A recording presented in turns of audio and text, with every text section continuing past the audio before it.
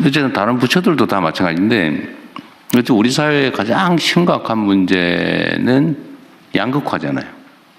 이 우리가 가진 자원이라고 하는 게 한정적인데, 이거를 한쪽에서는 감당하지 못할 만큼 많이 가져가 썩고 있고, 한쪽에는 없어서 기회를 아예 누리지도 못하고 방치되고, 이러면 그 사회가 가진 자원 기회가 효율적으로 제대로 다 못 쓰여지니까 당연히 저성장할 수밖에 없잖아요. 그럼 이 공평하게 기회를 나눠 갖는 게, 우리가 뭐 사회주의 하자는 건 아니지만 상식적으로 제도적으로 가능한 범위 내에서는 그렇게 만들어야 되잖아요. 그래서 기업이 발전하고 산업이 발전하면 거기에 종사하는 사람들도 동시에, 또 중소기업도 동시에 혜택도 누리고 기회를 누려야 이게 활발하게 생태계가 만들어지잖아요. 그리고 지금은 전 세계적인 경향인데, 이 수평적인 생태계가 아닌 수직적인 조직 구조로는 경쟁이 안 됩니다.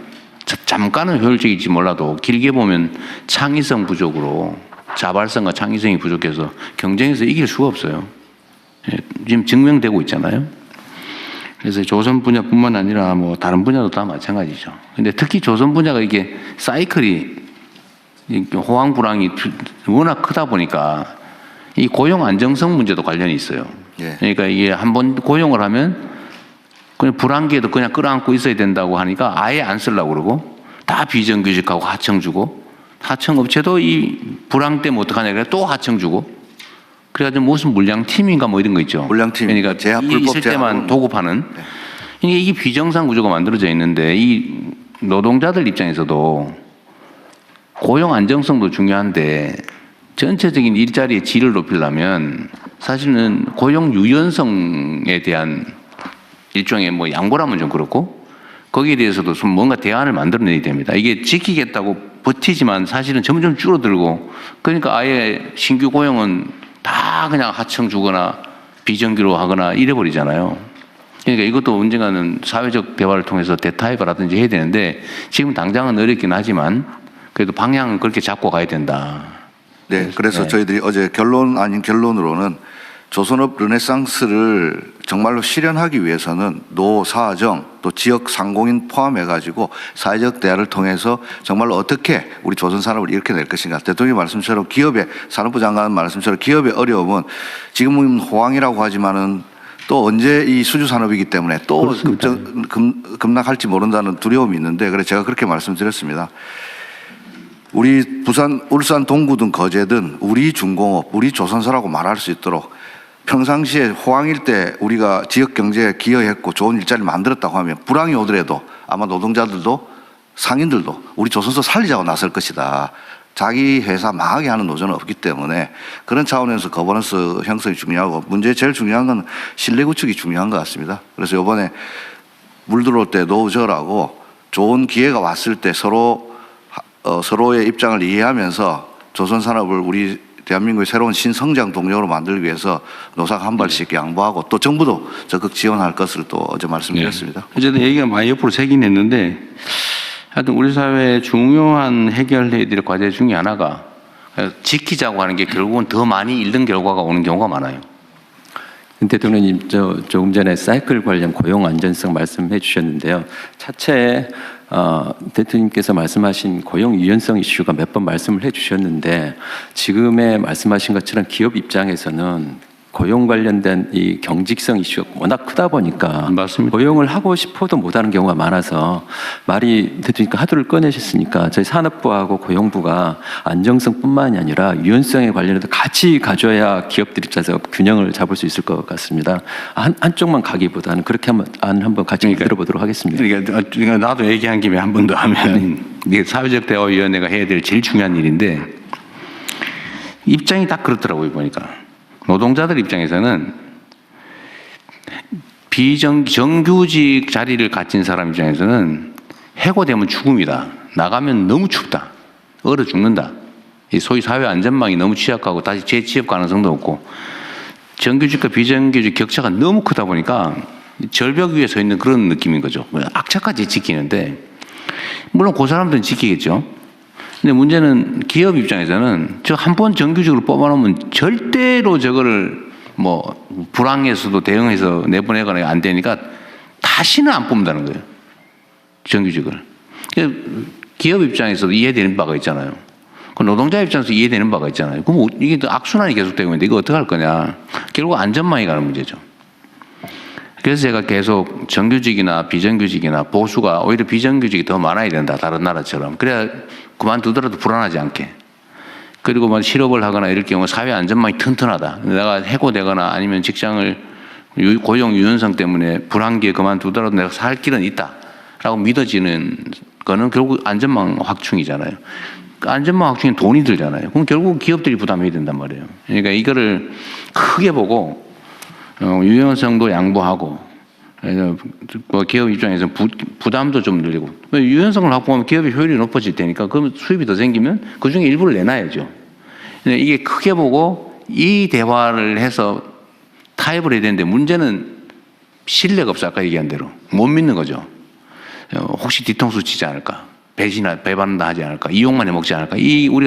우리 사회 대화가 부족해서 그러죠. 적대감이 너무 강해서 그냥 서로 의심하고. 그러니까 이거를 언젠가는 해결을 해야 되고 최대한 빨리 해야 되는데 그 부분도 산업부하고 사실 바로 당사자이기도 하죠. 관할 관점. 저하고 그 고용노동부 장관은 굉장히 특별한 신뢰관계가 있습니다. 그 두 분이라도 일단 해야지. 잘해보겠습니다. 네. 대통령, 저도 한 말씀. 비자 관련 딱 한 가지만 부총하겠습니다. 말씀하십시오. 예. 그 전체 조속 노동자의 30%가 아니고요. 그 과거 우리 한국 노동자들 좀 기피했던 용접, 도장, 전기원 이 세 가지 분야입니다. 네. 거기에서만 지금 그 시범을 하고 그렇다고. 네.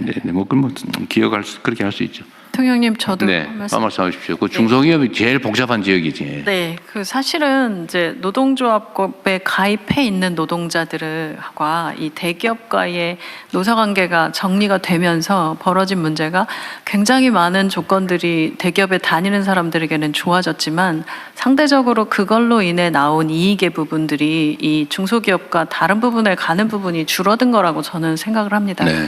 그래서 이 부분이 지금까지의 노사정 관련된 부분에서도 되게 많은 부분 대기업 노조와 그 대기업들 간의 이 타결 그리고 그 사이에 중소기업들 관련자들이나 소상공인 관련된 부분들은 참여자의 숫자도 굉장히 적고 이러다 보니까 전체적으로 최저임금을 결정하거나 여러 가지 단계에서 대기업과 대기업 노조 간의 결정들이 오히려 영향은 중소기업과 소상공인들에게 다 미치는데 여기에 대한 입장을 낼 수 있는 자리도 내용도 이 숫자도 없다라는 부분들이 저는 지금의 문제를 그렇죠. 되게 많이 가져왔다 생각합니다. 그래서 그런 부분에서 이제 어떻게 이 유연화 관련된 얘기가 나올 때 이들의 참여도 좀 더 확대시킬 네. 거냐라고 하는 부분도 저는 좀 같이 열어서 생각해야 된다고 봅니다. 한때는 물론 흘러간 과거의 뭐 유행가 같은 거긴 하지만 만국의 노동자여 단결하라 뭐 이런 얘기도 있었는데 뭐 그거는 사실 이상에 관한 거고 문제는 대기업의 정규직 노조 예를 들면 여기는 이제 자기 입장이 중요하니까. 근데 사실은 제3 하청업체, 비정규직 아니면 실업자 여기에 대한 배려를 할 수가 없는 상황인 거죠. 이제 사실 노조의 조직 형태도 여기에 영향을 미치는 것 같아요. 예를 들면 기업별 노조, 그렇습니다. 정규직 노조, 비정규직 노조, 사내 하청 따로 이런 것도 뭐 영향을 미치는. 그래서 결국은 산업별 노조 형태하고 임금 교섭도 산업 단위로 이렇게 광범위하게 해줘야 사실 그 사회가 좀 뭐라 그럴까 정상화될 텐데 너무 하다 보면 너무 밤새야 될 것 같습니다. 이제 그만해야 되겠 오늘은. 어쨌든 신뢰를 회복해서 아까 산업부 장관님하고도 머리를 맞대고 해서 제일 중요한 거는 제 느낌으로는 신뢰입니다. 기업은 기업대로 과거에 불황을 겪었던 어려움이 있는 거고 노조는 노조대로 공장 밖으로 쫓겨났다 보니까 그걸 또 안 쫓겨내려고 하는 그런 것들이 있는데 새 정부 들어서 최소한 이런 신뢰를 회복하고 또 우리 중기부 장관님 말씀하신 제가 어제 타운홀 미팅할 때 첫 번째로 모셨던 분이 지역 상인들이었습니다. 네. 그래서 그 거버넌스에도 참여시키도록 하겠습니다. 어쨌든 뭐 오늘 여기서 계속 얘기할 수는 없는데 하여튼 제가 그 사회 발전 역량은 결국 그 사회의 민주 역량이 달려 있다. 민주주의 역량이 달려 있다고 하는 얘기가 사실 이런 것 때문이에요. 네, 모든 게 결국은 각각의 개인의 권리, 인권을 존중하고 합리성을 존중하고 공정하고 투명한 이게 다 민주주의 가치잖아요. 근데 이게 제대로 좀 작동하는 그런 나라를 만드는 게 우리한테 제일 중요한 과제인 것 같습니다. 이게 각계의 의제들은 나눠져 있지만 그래서 이거는 끊임없이 또 각 부처에서도 내부적 논의도 좀 하시고 지금 노사 경사노위 그것도 구성이 됐으니까 그 대화도 좀 잘 하시고 그렇게 하십시오. 네, 그렇게 하겠습니다.